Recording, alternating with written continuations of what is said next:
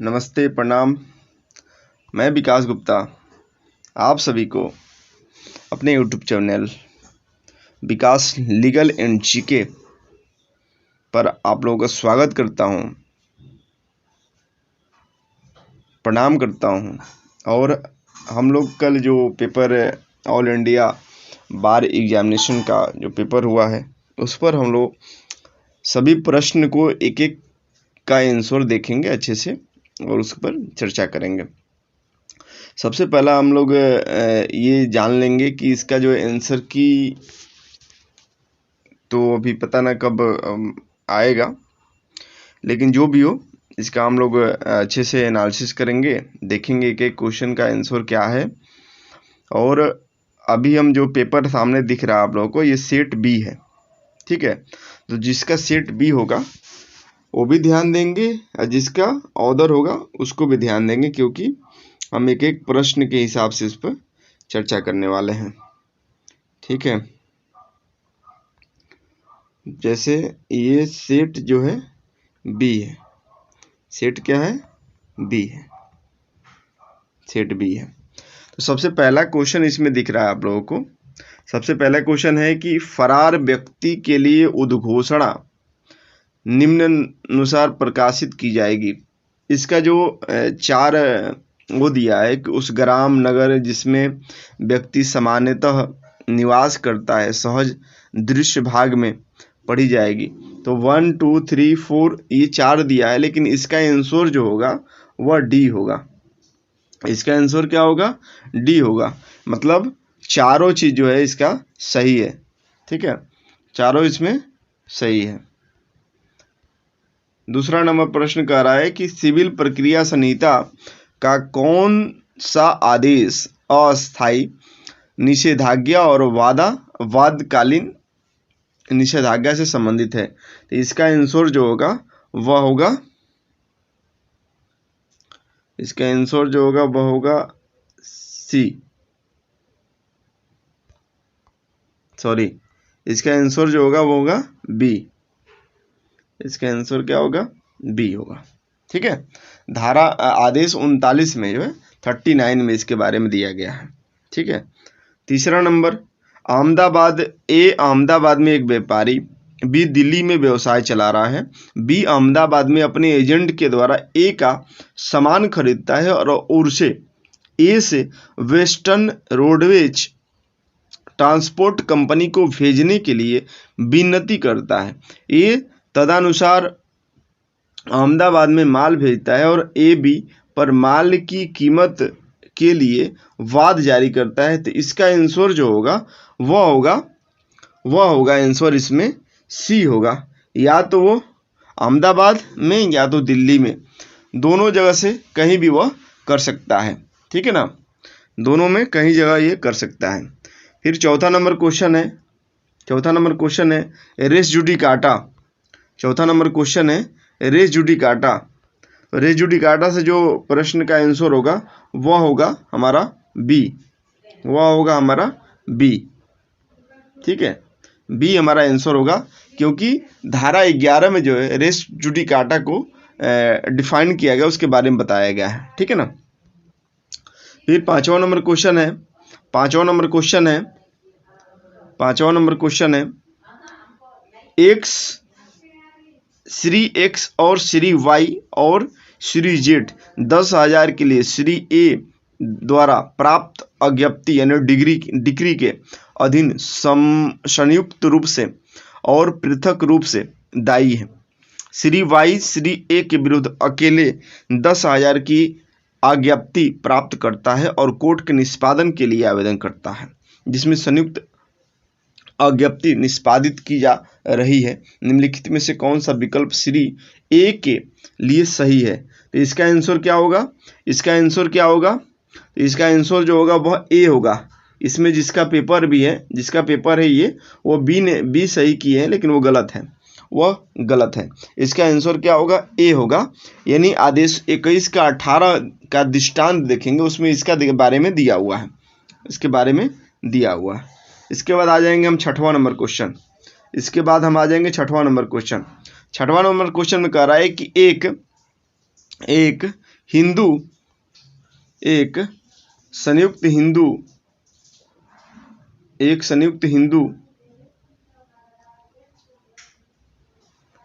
ABC और संयुक्त हिंदू परिवार सह दाय भागी, वह संयुक्त रूप से Y के पक्ष में एक बंधक निष्पादित करते हैं। Y इन सभी के विरुद्ध वाद दायर करता है। C को समन्स दिया जाता है परंतु A और B को नहीं। इनमें से कोई भी हाजिर नहीं रहता है। सभी के विरुद्ध एक पक्षीय डिक्री पारित की जाती है। A और B एक पक्षीय डिक्री खारिज करने के लिए आवेदन करता है।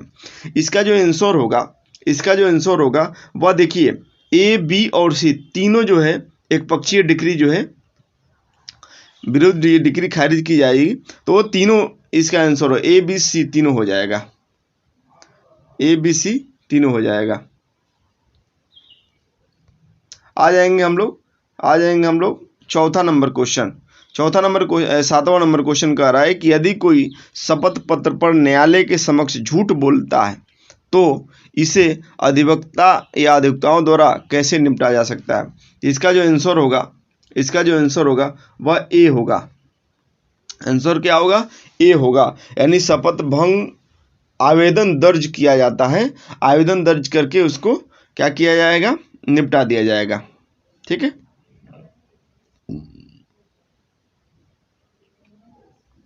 सातवां के बाद हम लोग 8वां नंबर प्रश्न पे आएंगे। 8वां नंबर प्रश्न क्या कर रहा है कि प्रतिवादी उस पर समन्स की तामील की तारीख के कितने दिन में, तो इसका आंसर हो जाएगा आपका, इसका आंसर जो हो जाएगा आपका उसमें लिखा है 30 डेज जो होता है वह 30 डेज माना जाएगा। ठीक है, आंसर आपका 30 हो जाएगा। आंसर आपका 30 हो जाएगा। निम्नलिखित में से कौन सा कथन गलत है? ठीक है ना, कौन सा कथन गलत है? 9 नंबर प्रश्न का जो आंसर हो जाएगा वह हो जाएगा सी। वह हो जाएगा सी। इसमें डी है लेकिन वह आंसर क्या हो जाएगा? सी हो जाएगा। आंसर क्या हो जाएगा? सी हो जाएगा। ठीक।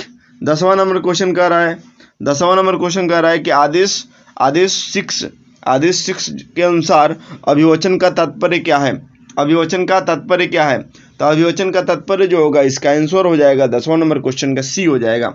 10वां नंबर क्वेश्चन का क्या हो जाएगा? सी हो जाएगा। ठीक है, 10वां नंबर क्वेश्चन का जो आंसर होगा वह सी होगा। क्या होगा? वह आंसर जो होगा वह सी होगा। सी इसका आंसर लॉक करिए। सी होगा आंसर इसका, लॉक करिए। सी होगा।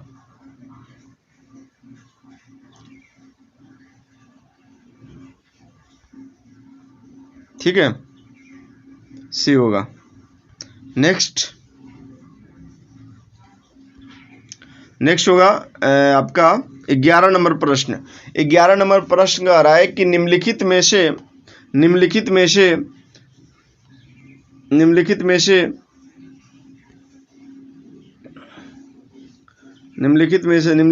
से कौन सा आदेश पक्षों के मृत्यु, विवाह और दिवालियापन से है संबंधित है? आदेश 22 में जो है इसके बारे में कहा गया है। आदेश 22 में जो है इसके बारे में कहा गया है। ठीक है, आदेश 22 का इसका आंसर जो होगा वह आदेश 22 होगा। इसका आंसर क्या होगा? आदेश 22 होगा। ठीक है, 11 नंबर प्रश्न का जो है आदेश 22 होगा। उसके बाद आ जाएंगे 12 नंबर प्रश्न का देखेंगे। कह रहा है कि साक्ष्य अधिनियम किस धारा में रेस जेस्टे यानी सुसंगत तथ्य के सिद्धांत पर चर्चा की गई है? तो धारा 6 में आप एविडेंस एक्ट का जो है धारा 6 देखेंगे तो उसमें जो है रेस जेस्टे की बात किया गया है। फिर 13 नंबर प्रश्न कर रहा है कि जब एक व्यक्ति जो वाद का एक पक्षकार का दायित्व वाद के अजनबी के दायित्व पर आधारित है तब अजनबी द्वारा उसके दायित्व के सापेक्ष स्वीकृति उस व्यक्ति जो वाद में एक पक्ष है की तरफ से स्वीकृति हो सकती है। यह भारतीय साक्ष्य अधिनियम 1872 की धारा किसमें दी है? तो इसका आंसर जो हो जाएगा वह धारा 19 हो जाएगा। धारा 19 आप पढ़ेंगे साक्ष्य अधिनियम का तो उसमें आपको क्लियर हो जाएगा। इसका आंसर जो होगा वो सी होगा। इसका आंसर जो होगा वह सी होगा। वैसे ही आप 14 नंबर प्रश्न पे आ जाएंगे। 14 नंबर का है कि न्यायिक साक्ष्य से क्या तात्पर्य है? न्यायिक साक्ष्य यानी जुडिशियल एविडेंस मीन्स कह रहा है कि ऑप्शन में क्या दिया हुआ है, तथ्यों के प्रमाण और अप्रमाण में न्यायालय द्वारा प्राप्त साक्ष्य।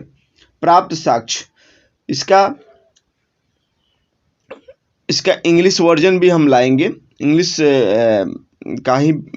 का भी पेपर एनालिसिस करेंगे हम लोग, ठीक है ना। इसका आंसर जो होगा वह होगा ए होगा, इसका आंसर होगा ए, यानी तथ्यों के प्रमाण और अप्रमाण में न्यायालय द्वारा प्राप्त साक्ष्य, ठीक है। उसके बाद आ जाएंगे भारतीय साक्ष्य अधिनियम 1872 के अनुसार निम्नलिखित में से कौन सा दस्तावेज नहीं है? तो इनमें से कोई नहीं, क्योंकि आप जब दस्तावेज के डेफिनेशन पढ़ेंगे तो लेख, चित्र, ये सभी जो है मानचित्र सभी आ जाएंगे दस्तावेज के अंतर्गत, इसीलिए इनमें से कोई नहीं आंसर होगा। 16 नंबर प्रश्न कर रहा है कि दहेज मृत्यु के बारे में उपधारणा किस धारा में किया गया है? तो आप साक्ष्य अधिनियम के धारा 13 ख देखेंगे तो उसमें जो है दहेज मृत्यु के बारे में बात किया गया है, ठीक है। वैसे ही आ जाएंगे 17 नंबर प्रश्न क्या कह रहा है कि 17 नंबर प्रश्न कह रहा है कि भारतीय साक्ष्य अधिनियम 1872 की धारा 63 के अनुसार निम्नलिखित में से कौन सा द्वितीयक साक्ष्य नहीं है? इसका आंसर आपका हो जाएगा कि जो धारा 63 के अंतर्गत प्रमाणित नहीं है, जो धारा 63 के अंदर प्रमाणित प्रतियां नहीं है वहीं इसके आ जाते हैं, यानी डी हमारा आंसर जो होगा 17 का डी आंसर सही होगा। वैसे हम लोग आ जाएंगे 18 नंबर प्रश्न का आंसर जो हो जाएगा सिविल प्रक्रिया संहिता 1908 का निम्नलिखित में से कौन सा प्रावधान वाद दायर करने से संबंधित है? इसका आंसर जो हो जाएगा वह होगा धारा 26, ठीक है, वह होगा धारा 26, ठीक। उसके बाद आएंगे हम लोग धारा क्वेश्चन नंबर 19 क्या कह रहा है? क्वेश्चन नंबर 19 क्या कह रहा है कि अतिरिक्त न्यायिक संस्वीकृति से तात्पर्य क्या है? तो पुलिस या न्यायाधीश के मजिस्ट्रेट के अलावा अन्य व्यक्ति की संस्वीकृतियां। इसका आंसर जो हो जाएगा वह ए हो जाएगा। वैसे क्वेश्चन नंबर 20 में क्या कर रहा है कि विचारण प्राधिकरण प्रक्रिया के नियमों के निर्धारण में आबद्ध नहीं होगा। इसका जो आंसर हो जाएगा वह डी होगा। इसका आंसर जो हो जाएगा वह डी होगा, ठीक है। इसका आंसर क्या होगा? डी हो जाएगा इसका आंसर। 20 का प्रश्न का आंसर जो हो जाएगा वो डी हो जाएगा। अब देखेंगे 21 नंबर जो प्रश्न है वो मध्यस्थता और सुलह अधिनियम 1996 में निम्नलिखित में से कौन सी धारा मध्यस्थता करार से संबंधित है? इसका आंसर जो हो जाएगा वह धारा 7 हो जाएगा। इसका आंसर क्या होगा?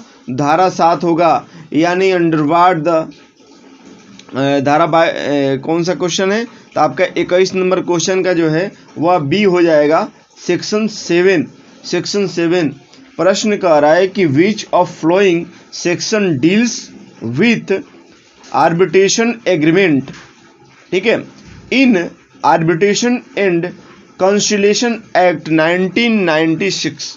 इसका आंसर हो जाएगा 7। अब 22 नंबर प्रश्न देखेंगे। 22 नंबर प्रश्न में कह रहा है किन परिस्थितियों में मध्यस्थ कार्यवाहियों को समाप्त किया जा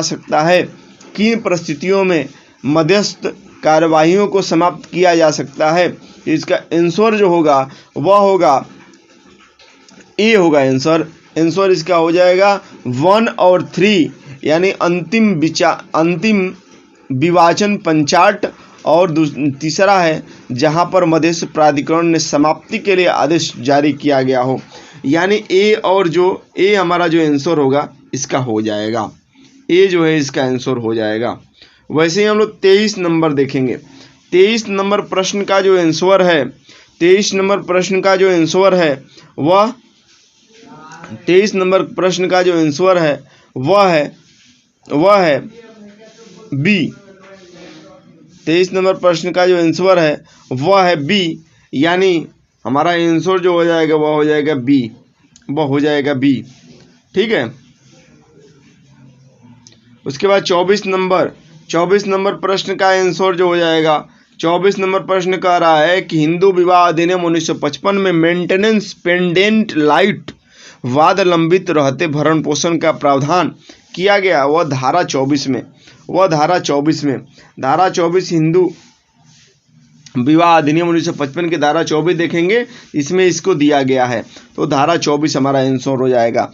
वही मुस्लिम विवाह विघटन अधिनियम 1999 द्वारा धारा 2 के अंतर्गत एक मुस्लिम पत्नी तलाक के लिए वाद दाखिल कर सकती है यदि पति इस अवधि तक पागल हो, तो ये 2 वर्ष के लिए, ठीक है ना, 2 वर्ष के लिए आपको इसका आंसर हो जाएगा। वैसे आ जाएंगे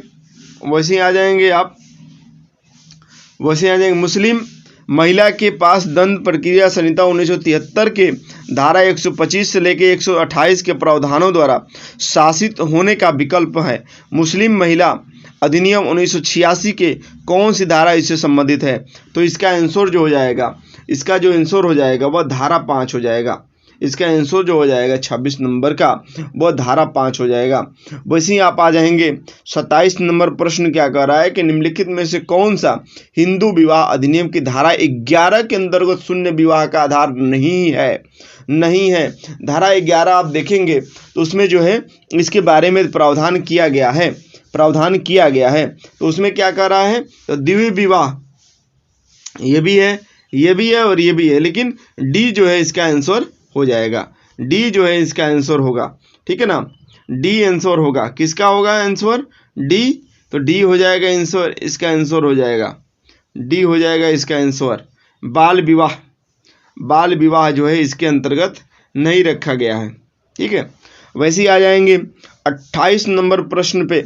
28 नंबर प्रश्न कह रहा है कि सपिंड संबंध से तात्पर्य क्या है, सपिंड संबंध से तात्पर्य क्या है आपका, तो सपिंड संबंध से आपका तात्पर्य यह है कि तीसरी पीढ़ी, माता के तरफ से तीसरी पीढ़ी और पिता के तरफ से 5वीं पीढ़ी जो है वह सपिंड का संबंध से तात्पर्य करता है, ठीक है। तो आपका आंसर होगा बी हो जाएगा आंसर, आपका बी हो जाएगा आपका आंसर, 28 नंबर का बी हो जाएगा आंसर, ठीक है। वैसे ही आ जाएंगे हम लोग 29 नंबर यानी 29 कह रहा है कि ए लीडिंग क्वेश्चन में बी आस्क्ड इन, यानी सूचक प्रश्न पूछा जा सकता है कब, तो प्रति परीक्षा जब होती है तो सूचक प्रश्न पूछा जा सकता है, यानी 29 का आंसर जो हो जाएगा वह सी होगा। वैसे ही आ जाएंगे हम लोग 30 नंबर प्रश्न पे। 30 नंबर प्रश्न का जो आंसर करा रहा है, 30 नंबर प्रश्न का जो आंसर है वह क्या होगा, 30 नंबर प्रश्न का आंसर जो होगा वह क्या होगा, वह होगा निम्नलिखित में से किस अधिनियम के अंतर्गत भारतीय ईसाई विवाह विच्छेद कर सकता है, तो भारतीय विवाह विच्छेद अधिनियम 1869, यानी आपका आंसर जो हो जाएगा वह सी हो जाएगा। आंसर क्या हो जाएगा, सी हो जाएगा। वैसे 31 हिंदू भरण पोषण तथा दत्तक अधिनियम 1956 की धारा 12 संबंधित है। धारा 12 किससे संबंधित है, तो गोद लेने के प्रभाव से यानी इफेक्ट्स ऑफ एडॉप्शन। ये हमारा 31 नंबर का आंसर जो हो जाएगा वह बी हो जाएगा। 31 नंबर प्रश्न का आंसर जो होगा वह बी हो जाएगा। वैसे ही आ जाएंगे 32 नंबर का आ रहा है कि निम्नलिखित में से कौन सी श्रेणी के केस जनहित याचिका यानी पीआईएल के रूप में विचारणीय नहीं होगा। तो मकानदार और किराएदार के जो मामले होते हैं उसकी याचिका नहीं की जा सकती है, उसकी जो है याचिका यानी पीआईएल उसका नहीं डाला जा सकता है। वैसे ही हमारा जो है प्रश्न नंबर जो 33 है 33 है, कौन भारत के जनहित याचिका के जनक के रूप में जाना जाता है? न्यायमूर्ति जो है पीएन भगवती जो है उनको जो है पीआईएल के जो है जनक माना जाता है। पीआईएल के जनक जो है वह न्यायमूर्ति पीएन भगवती को कहा जाता है। ठीक है, तो प्रश्न नंबर हमारा जो है वह 34 है। 34 का आंसर जो होगा 34 का जो आंसर होगा 34 का आंसर जो होगा 34 का आंसर देखेंगे 34 का आंसर देखेंगे 34 का आंसर जो होगा कह रहा है कि निम्नलिखित में से कौन सा जनहित याचिका यथार्थ उद्देश्य नहीं है? यथार्थ उद्देश्य नहीं है। 34 यानी विच of following is not a real purpose of public interest litigation. ठीक है, विच of following is not a real purpose of public interest litigation, यानी पीआईएल का जो है वह उद्देश्य पूछ रहा है कौन सा नहीं है? तो ख्याति प्राप्त करने और संपत्ति बनाना। याचिका का ये नहीं मतलब है कि याचिका हम डाल रहे हैं ख्याति प्राप्त करने के लिए और संपत्ति बनाने के लिए, ये उद्देश्य पूरा नहीं करता है, ये उद्देश्य पूरा नहीं करता है। फिर 35 नंबर कह रहा है कि हुसैन आरा खातून बनाम बिहार राज्य में एक मूल मौलिक अधिकार के रूप में उभर कर आया। त्वरित न्याय का अधिकार इसका आंसर हो जाएगा। त्वरित न्याय का अधिकार जो है इसका आंसर हो जाएगा। त्वरित न्याय का अधिकार जो है इसका आंसर होगा, यानी 35 का जो है ए वह आंसर सही होगा। निम्नलिखित में से 36 नंबर क्वेश्चन का रहा है, निम्नलिखित में से कौन सी याचिका सार्वजनिक पद को हड़पने के विरुद्ध है? तो अधिकार परीक्षा यानी रिट ऑफ क्यू वारंटो, ये हमारा जो है अधिकार परीक्षा जो है वह 36 का आंसर होगा। वैसे ही हमारा 37 नंबर प्रश्न का आ रहा है रीड्ज बनाम बाल्डविन का केस संबंधित है किससे संबंधित है? तो हमारा आंसर जो हो जाएगा वह प्राकृतिक न्याय यानी नेचुरल जस्टिस की बात करता है। ठीक है, तो ये हमारा जो आंसर हो जाएगा वह बी हो जाएगा 37 नंबर प्रश्न का आंसर जो होगा वह बी होगा। वैसे 38 नंबर ऑडी अल्ट्रम पार्टम, ये जो है लीगल टर्म जो है इसका अर्थ क्या है? तो व्यक्ति को सुने बिना दोषी नहीं ठहराया जा सकता है। इसका आंसर जो हो जाएगा वह ए होगा। ठीक है, ए हो जाएगा। वही 39 का आंसर जो है 39 का जो आंसर हो जाएगा वह अपनी नियम बनाने के शक्ति का प्रयोग करते हुए, यह हमारा जो है बार काउंसिल ऑफ इंडिया द्वारा नियम बने हुए हैं। तो वह हमारा अधिवक्ता एक्ट 1961। ठीक है, तो हमारा आंसर जो हो जाएगा वह सी हो जाएगा। 40 का आंसर क्या होगा? निम्नलिखित में से कौन सा हिंदू विवाह अधिनियम में तलाक का आधार नहीं है? तो 3 महीने से कम समय से अलग अलग रहना यह तलाक का आधार नहीं हो सकता है। वैसे ही हम आ जाएंगे 41 प्रश्न नंबर 41 क्या कह रहा है? तो निम्नलिखित में से कौन सा ऐतिहासिक मामले में एडवोकेट को व्यवसायिक कदाचार के लिए दोषी ठहराया गया? तो प्रताप नारायण ए नंबर जो प्रश्न का आंसर जो होगा ए होगा वह होगा प्रताप नारायण बनाम YP Rahane, YP Raheja sorry, Pratap Narayan बनाम YP रहेजा, इसका आंसर हो जाएगा ए, आंसर हो जाएगा ए। वैसे ही हमारा जो है 42 नंबर प्रश्न का जो आंसर है, 42 नंबर प्रश्न का जो आंसर है वह है यदि कोई एडवोकेट अधिनियम की धारा 35 के अंतर्गत बनाई गई राज्य बार काउंसिल के अनुशासनात्मक समिति या राज्य के एडवोकेट जनरल के आदेश से व्यतीत हो तो आदेश संप्रेषित करने की तिथि के कितने दिन के भीतर, तो 60 दिन होता है। इसका आंसर जो होगा वो 60 दिन होगा, ठीक है, 60 डेज। वैसे हमारा 43 नंबर प्रश्न का जो है आंसर होगा, 43 नंबर प्रश्न का आंसर जो होगा वह होगा विशेष प्रस्ताव, यानी बी नंबर जो है आंसर हमारा इसमें सही होगा, बी नंबर। इसमें कह रहा है कि ABC प्राइवेट लिमिटेड कंपनी स्वयं को सार्वजनिक कंपनी में परिवर्तित करना चाहती है। ऐसा संगम ज्ञापन और संस्था के अंतर्नियम में परिवर्तन करके तो विशेष प्रस्ताव दिया जाता है। आंसर जो हो जाएगा वह बी हो जाएगा, 43 का आंसर होगा बी होगा। 44 नंबर, नैगमिक आवरण के अनावरण और भेदन का सिद्धांत संबंधित है, किससे संबंधित है, तो कंपनी विधि, यानी बी नंबर हमारा आंसर होगा, इसमें बी नंबर आंसर सही होगा। वैसे 45 पर्यावरण संरक्षण अधिनियम 1986 के किस धारा के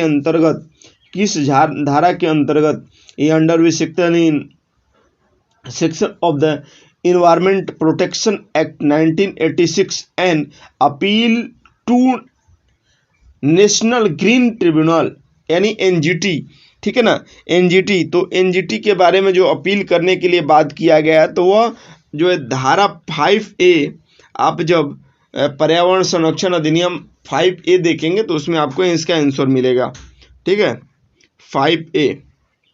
उसके बाद आ जाएंगे हम लोग, निम्नलिखित में से कौन सा मौलिक कर्तव्य पर्यावरण संरक्षण की बात करता है, तो अनुच्छेद जो है 51AG में इसकी बात की गई है, तो यानी 46 नंबर का आंसर जो होगा वह बी होगा। वैसे ही हम 47 नंबर देखेंगे। 47 का जो आंसर हो जाएगा वह एबी ट्रिब्यूनल की बात करता है, तो इसका आंसर जो हो जाएगा वह केवल उच्च न्यायालय। ये बी जो आंसर जो किए हैं उनका गलत है, और हमारा जो आंसर हो जाएगा केवल उच्च न्यायालय में, ठीक है, वनली उच्च न्यायालय में बात किया गया है।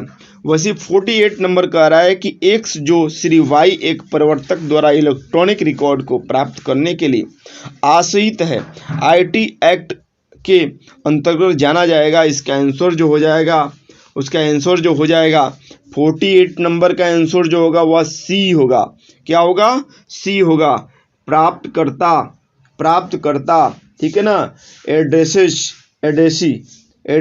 ठीक है ना। 48 नंबर का आंसर जो होगा वह एड्रेसी यानी प्राप्तकर्ता।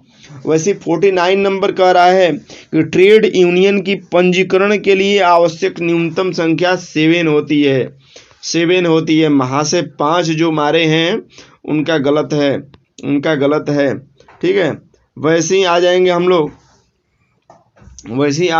लोग नियोक्ता द्वारा प्रमुखतः पोस्ट किए गए प्रमाणित अस्थायी आदेश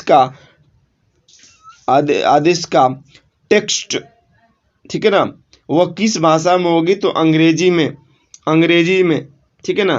बी इसका आंसर होगा। वैसे 51 कह रहा है कि एक अधिवक्ता प्रैक्टिस के दौरान विश्वविद्यालय द्वारा प्रमाणित किसी शैक्षणिक संस्था में विधि का शिक्षण दे सकता है। वो 3 वर्ष 3 घंटा, आंसर जो होगा वह 1 दिन में 3 घंटा से अधिक ना हो, ठीक है। इसका आंसर जो है 3 यानी बी हो जाएगा आंसर इसका। वैसे आ जाएंगे हम लोग 52 प्रश्न पे आ जाएंगे। तो 52 प्रश्न का जो आंसर होगा वह होगा ए, सुरक्षा अधिकारी, ठीक है ना, सुरक्षा अधिकारी। 53 नंबर प्रश्न कह रहा है, मान लीजिए कि आप अधिवक्ता हैं, किसी सड़क दुर्घटना में होती है तो उसके तरीका क्या होती है, तो एफआईआर करना, फिर याचिका, फिर बीमा कंपनी को समन, ये जो है ये प्रक्रिया होती है, यह जो है इसकी प्रक्रिया होती है। तो इसका आंसर जो हो जाएगा, वह ए हो जाएगा। 53 प्रश्न का आंसर जो हो जाएगा वह ए हो जाएगा। वैसे 54 का आंसर जो हो जाएगा, 54 का आंसर जो हो जाएगा वह केस जो है सी, यानी एसबी बनाम वाइट के जो है आंसर इसमें आएगा। उनसे 55 नंबर कह रहा है कि ग्लूसेस्टर ग्रामर स्कूल केस, इसका आंसर जो हो जाएगा 55 नंबर का आंसर जो होगा वह होगा ए। फिर 56 नंबर प्रश्न कह रहा है कि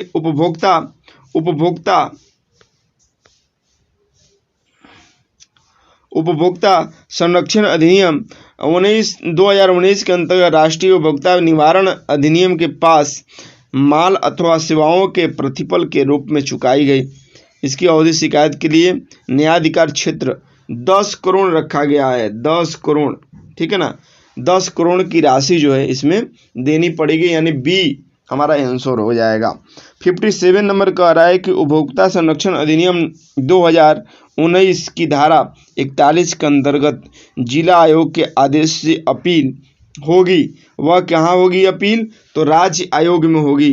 आंसर जो हो जाएगा उसका आपका राज्य आयोग होगा। आंसर इसका क्या होगा, राज्य आयोग आंसर होगा, यानी स्टेट कमीशन में कहा गया है, ठीक है। 58 नंबर प्रश्न जो है, 58 नंबर जो प्रश्न है वह कह रहा है कि एक व्यक्ति के लिए पिछले किसी भी वर्ष में भारत का निवास माने जाने का एक शर्त यह है, इसका आंसर जो हो जाएगा वह हो जाएगा 182, यानी ए नंबर हमारा आंसर सही होगा। 58 का ए नंबर हो जाएगा। 59 का जो श्री कपूर ने जनवरी 2021 में, तो इसका आंसर आप लोग लिख लें, ए हो जाएगा इसका आंसर, पूंजी लाभ से आए। वैसे 60 नंबर प्रश्न का हमारा आंसर जो हो जाएगा वो हो जाएगा ए हो जाएगा इसका भी आंसर, यानी अभी अधिभोगी, ठीक है, ऑक्यूपायर, ठीक है, ऑक्यूपायर। तो इसका 60 का भी प्रश्न का आंसर जो हो जाएगा वह हमारा ए हो जाएगा। 61 नंबर प्रश्न देखेंगे। 61 नंबर प्रश्न देखेंगे, वर्तमान में किसी भी नियमित करदाता के प्राथमिक जीएसटी स्लैब क्या है, तो वह हमारा जो है सी आंसर हो जाएगा 0, 5, 12, 18 और 28, ठीक है ना। 0, 5, 12, 18 और 28 जो है इसका स्लैब है। 62 नंबर प्रश्न कह रहा है कि बी, तो इसका हमारा आंसर जो हो जाएगा, इसका जो हमारा आंसर हो जाएगा वह ए हो जाएगा, इसका जो आंसर हो जाएगा वह ए हो जाएगा, ठीक है, ए हो जाएगा। वैसे ही हमारा आ जाएंगे 63 नंबर प्रश्न पे। 63 नंबर प्रश्न कह रहा है एक व्यक्ति जिसे एजेंसी के व्यवसाय में प्रिंसिपल के रूप में कार्य करने के लिए नामित करता है, नाम के अभिव्यक्त और निहित प्राधिकार के अंतर्गत कहलाएंगे। तो इसका हमारा जो आंसर होगा वह होगा प्रतिस्थापित एजेंट, यानी बी नंबर जो हमारा आंसर जो होगा इसका आंसर हो जाएगा आंसर हो जाएगा, ठीक है। 64 नंबर कह रहा है कि एक तो इसका आंसर हो जाएगा चिर अस्थायी, ठीक है ना, इसका आंसर क्या हो जाएगा चिर अस्थायी, यानी बी नंबर जो हमारा आंसर होगा, यानी 64 का जो प्रश्न का आंसर होगा वह बी होगा। वैसे 65 नंबर कह रहा है 65 नंबर कह रहा है कि निर्दिष्ट अनुतोष अधिनियम, यानी स्पेसिफिक जो हमारा एक्ट है, स्पेसिफिक रिलीफ एक्ट जो है 1963 की धारा 5 के अंतर्गत, तो सिविल प्रक्रिया संहिता है, इसका आंसर हो जाएगा सीपीसी 1908, ठीक है। 66 नंबर क्वेश्चन, 66 नंबर क्वेश्चन का आंसर जो हो जाएगा वह भोग बंधक होगा, यानी डी हमारा इसका आंसर हो जाएगा। ठीक है, डी इसका आंसर होगा 66 का। 67 का आंसर जो है 67 का आंसर जो है वह 67 का जो है श्री मंजोत मैं श्री ट्रेडर्स माल आपूर्ति करने का ट्रेडर है और फॉर्म ऑफिस जो है दिल्ली में, जबकि गोदाम इसका उत्तर प्रदेश, पंजाब, जम्मू कश्मीर में स्थित है। कहाँ कहाँ है? उत्तर प्रदेश में है, पंजाब में है और जम्मू कश्मीर में।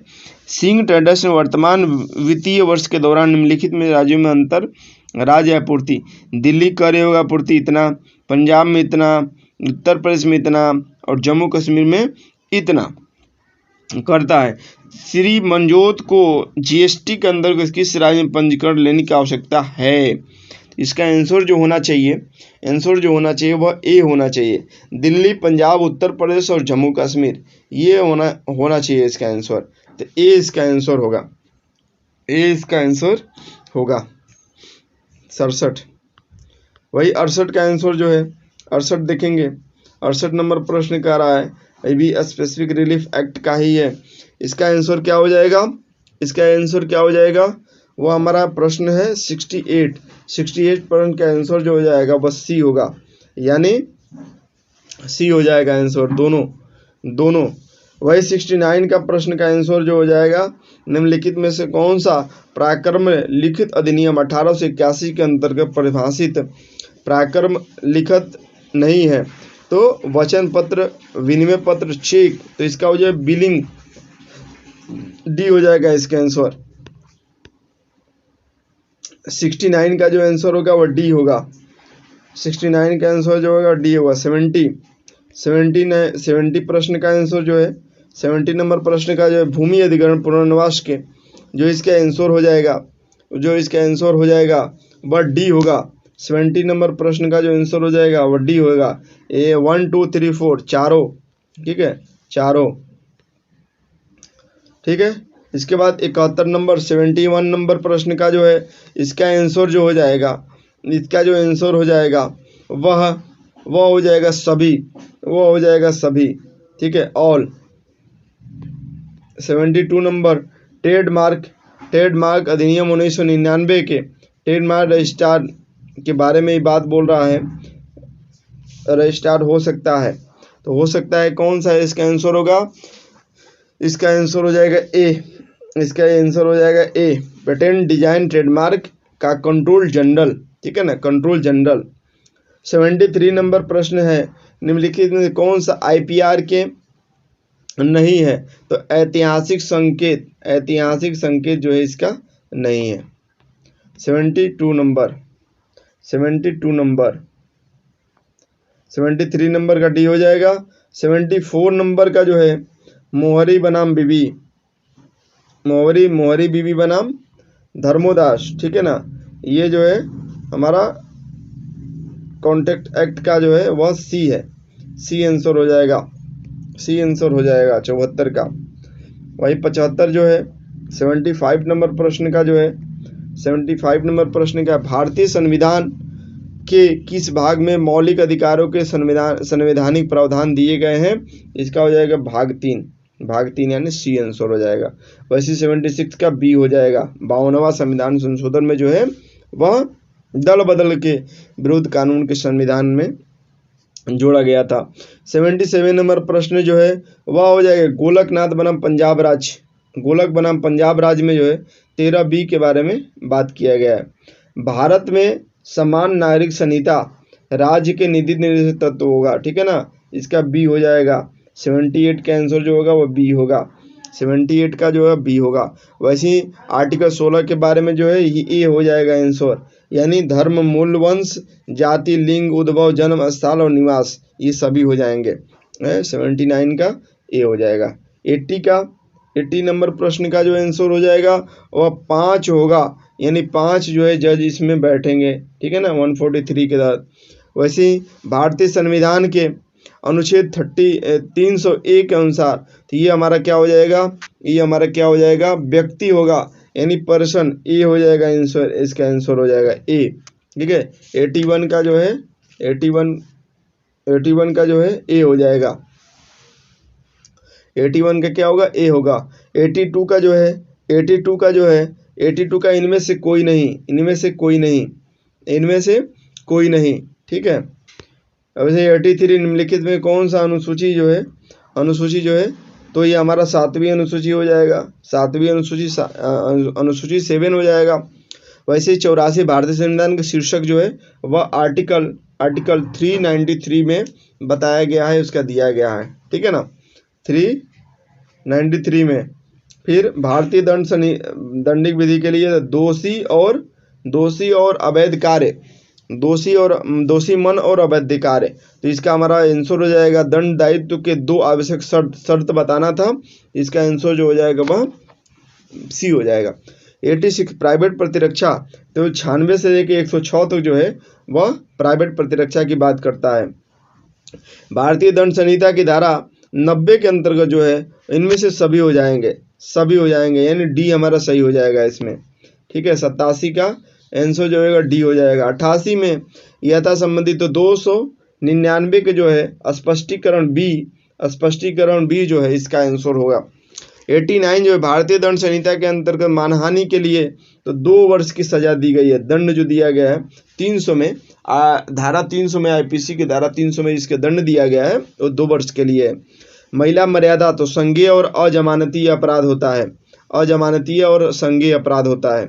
91 नंबर जो है अग्नि सदोष परिरोध कहलाता है, सदोष परिरोध, ठीक है ना, किसी को बंधक बना लेना या किसी भी तरीका से उसको डरा के, तो उसको हम क्या है, सदोष परिरोध कहते हैं। दंड प्रक्रिया संहिता के 21A में 14 वर्ष की बात किया गया है, 14 वर्ष, ठीक है ना, कम से कम 14 वर्ष के होना चाहिए।